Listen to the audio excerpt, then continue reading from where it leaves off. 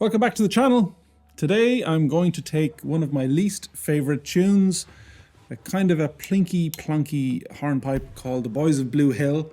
If you love the tune, I apologize, you're offended, but I'm going to take it and turn it into something fun with loads of kind of crazy cascading triplets, jazzy, half note, bluesy kind of things. I don't even know what to call them. Lots of sevenths, I imagine. Anyway, we're going to have a little bit of fun with it. So watch to the end for the kind of the extenuated, crazy version. This is the kind of tune that everybody learns when they're kids in Ireland, and maybe that's why I'm like, ugh, The Boys of Bluehill. I don't want to play that because I had to play it in céilí bands and other kind of groups for years and years on tin whistle and plonking along on the banjo. I haven't played it in a very, very long time, but it's a very popular tune. So when it pops up on lists of tunes that everybody should know, The Boys of Bluehill is one of them. I don't know anything about the tune. I was going to look it up on thesession.org, but I decided that I'm not going to do that.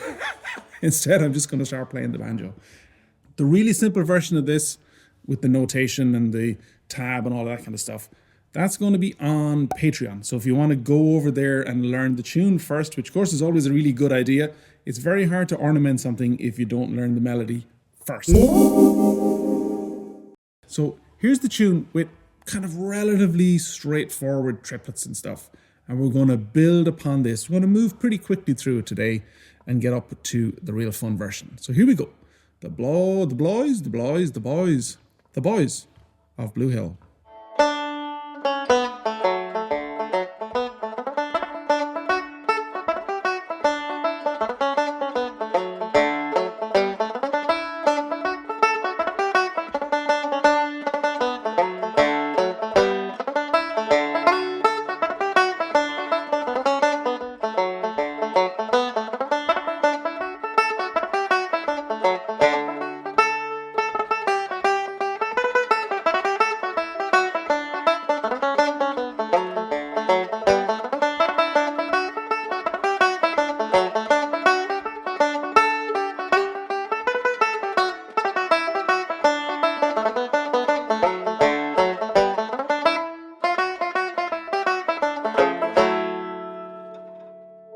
Right, so that got kind of complicated straight off the bat, but what jumps into my mind as I'm playing it is the second part and the high B. So if we're to play the notes exactly as they are written, there's a little bit of a jump up, right? So you're gonna have to stretch up with your pinky. So I'm gonna show you how to not have to do that essentially, because I really don't like doing it.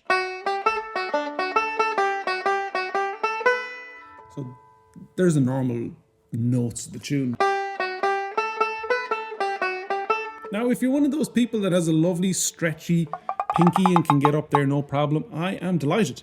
I never learned how to do that and I still can't do it, and I don't even think if I got into a kind of a rack or something that my pinky is just going to get long enough and stretchy enough to do it. So I find ways around it. Simplest way is to put a triplet on that G and use that as your opportunity to switch position. Now, we've covered this loads of time on the channel. Switching position just brings your pinky closer to the B. I'm still using a pinky on it, but I'm not stretching. The problem I have is stretching between my third and fourth fingers, these two. They just won't do it. So a positional switch makes that a lot easier. And popping a triplet onto the G takes out the need to go back down for the F. So it sounds like this.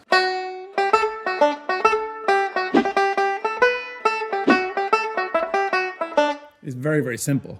And that's just a little switcheroo so you don't have to bother jumping up for that high B if that one is an issue for you. As I do with every tune on Patreon, I'm going to take that simplest version slowly so that, you know, if you're at the beginner level, you can get all of the notes. This is a really good one, as all hornpipes are, to really work on establishing that down, up, down picking pattern and then building slowly. Now, one of the things with hornpipes is that there's a lot more bounce to a hornpipe than there is to reels. And it's a really good way to learn how to bring flow and rhythm and swing into your playing. Sometimes I'll tell somebody that is kind of stuck in a very metronomic method of playing reels to try and play a reel like a hornpipe. Here's a very simplified version of The Boys of Bluehill with the emphasis on the bounce, that hornpipe bounce.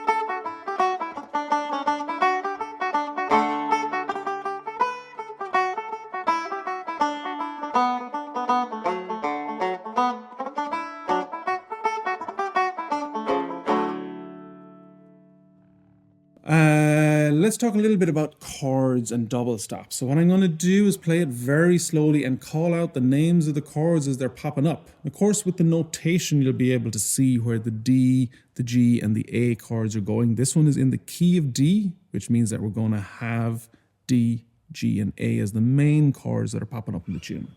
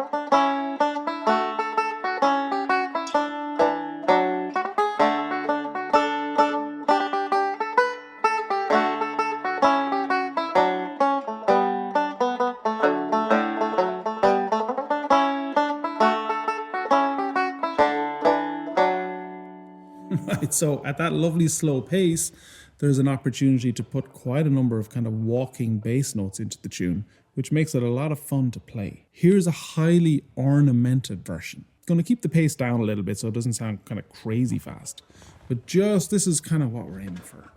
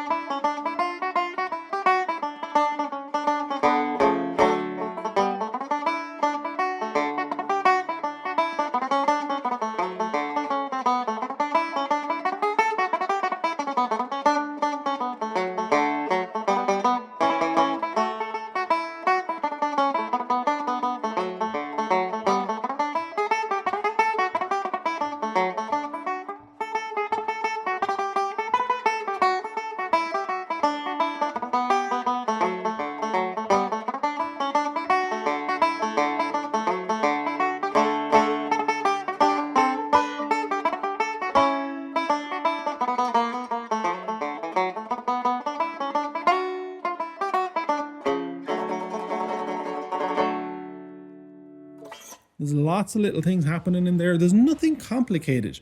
When you put it all together, it sounds, of course, like a highly ornate piece of music. Bar by bar, all of that is totally achievable. So there's nothing technically massively challenging in any of that. Maybe putting it all together might be a challenge. But again, the beauty of the Sound Slice platform that I use means that you can take that, you can loop 2 bars that you like and just learn those ones and pop that into the simple tune. Or you can slow the whole thing down to 50% speed and play along with it. And lots of people send me videos playing the most ornate and complicated versions of the tunes that I create, but they play it at a really slow pace. And it's all about playing beautiful music.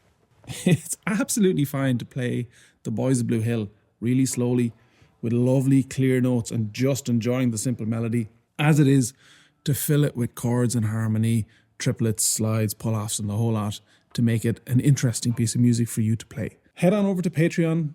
All of the lessons are going to be there, that whole graduated learning path. And hit like and subscribe and drop me a comment because it makes a huge difference. And thank you for watching.